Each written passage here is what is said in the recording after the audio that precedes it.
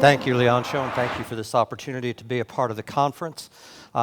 It's evident in the course of today that there's such a variety of opportunities and resources.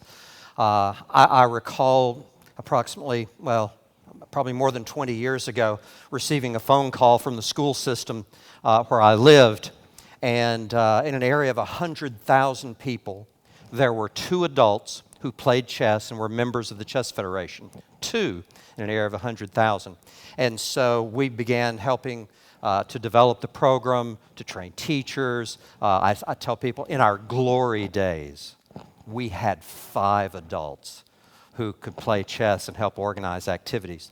In my role with the Chess and Education Commission, I have the opportunity to work with federations and organizations around the world to either support existing initiatives or to help begin those. So I want to talk today about some keys to successful chess and education initiatives, because it's not enough to just train teachers to deliver chess-related content in the classroom. There are some keys to success. Now, as I go through these, you will recognize that many of these have been mentioned by speakers throughout the day. They may have not mentioned them specifically in this context, but they talked about them. So, just to remind you, our vision from the Chess and Education Commission is to help make chess that invaluable tool to educate students around the world. And again, we've heard an incredible variety of ways that can happen. So there's no one single way, as you've seen today.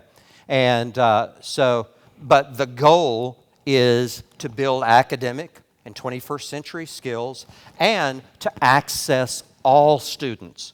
And we've seen very creative ways today for that inclusivity. So I want to talk about, when we talk about the keys to success, I want to remind you of 2 goals. The goals are scalability and sustainability. Scalability, it can be replicated in more than one location. For example, I know of programs in one particular country, in one particular area, that is fully financed by a millionaire. Now, it's probably not in the places that you think because it's a very rural community. The problem is it's difficult to replicate that program if you don't have a millionaire in every county of every state of the country.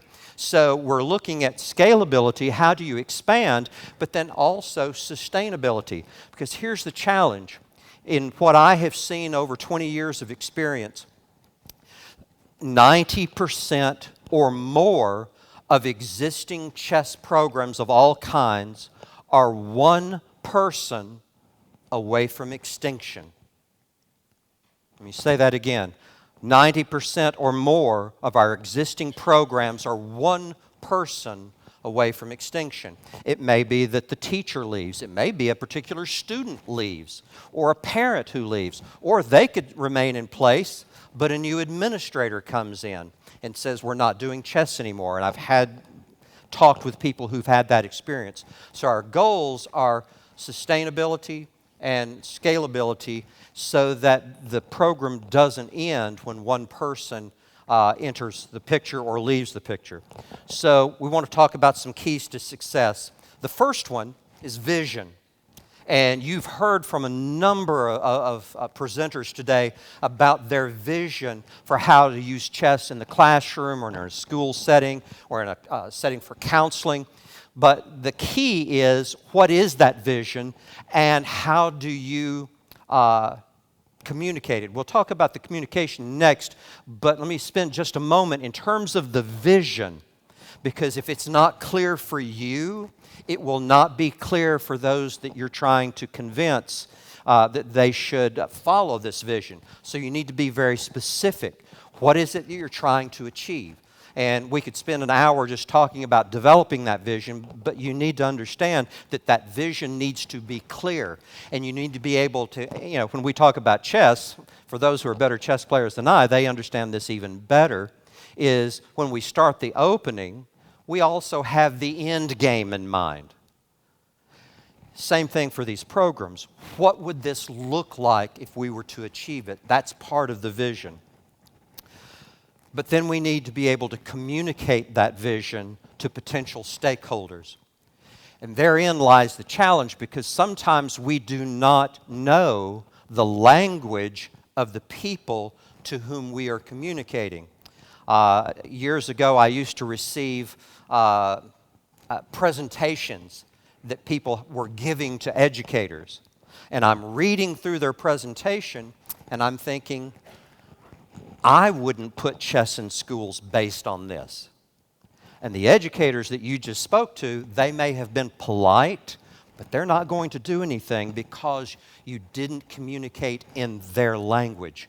And so it's key that you understand the language of the audience, because what you would tell teachers about chess in the classroom is different than what you might tell a group of businessmen that you want to support that program, or what you might tell even a school administrator about the value of chess or the value of your program. So it's key that you learn to communicate that vision in a way that's in their language. Next, you need leadership. I can promise you that all of the folks that you've heard this morning did not do what they did by themselves. You need a leadership team, a team that has skills that go beyond chess.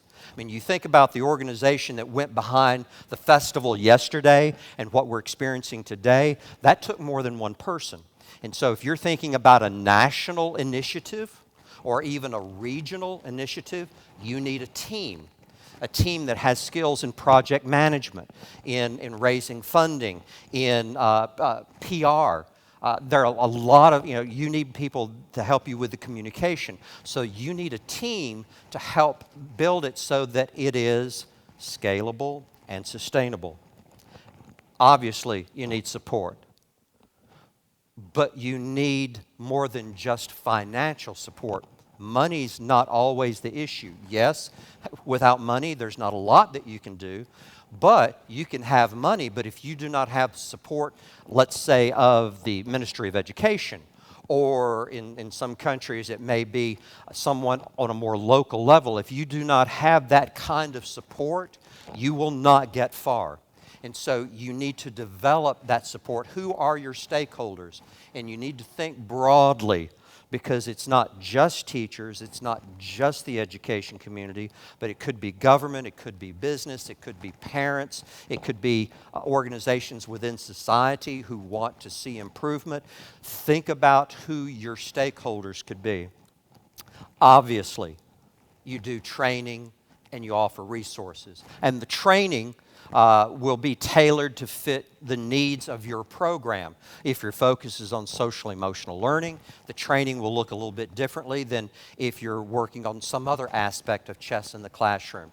It will be different if you're looking at primary versus older students. So the training will differ, but you need to offer the training. But here's the key. If all you do is teacher training, and there's no follow-up, and there's no infrastructure, what will happen next? There's a good possibility nothing will happen next. So teacher training comes in the context of building a scalable and sustainable program, and that requires an infrastructure. And yes, you offer resources. You may develop these resources in your own context. You may see resources like what you've seen today and say, that would work where we are. We just need to tweak that, adjust it for our situation. But you want to develop resources as well.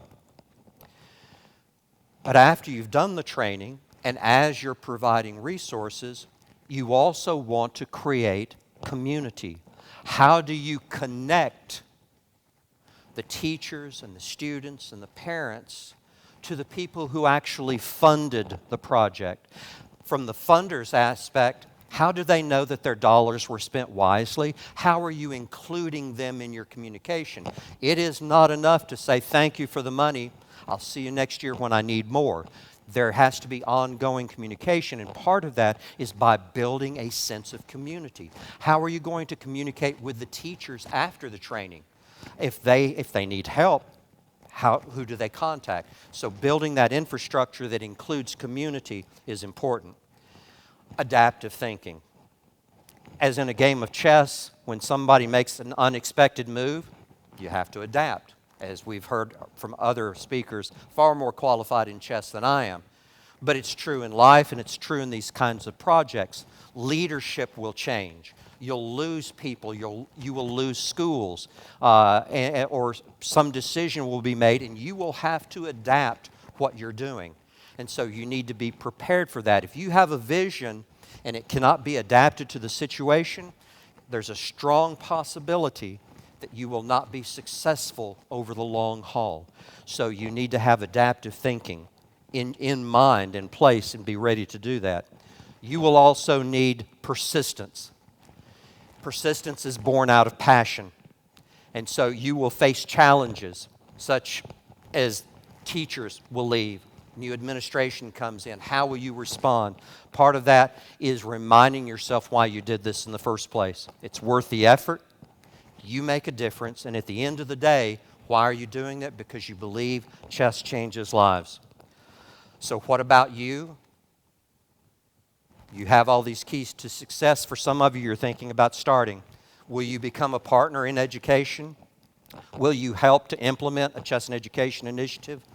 At the end of the day, you're asking the question, am I prepared to help change lives? Because that's what we believe chess can do. I hope that you will continue to be successful in your initiatives, and that if you need help, please reach out.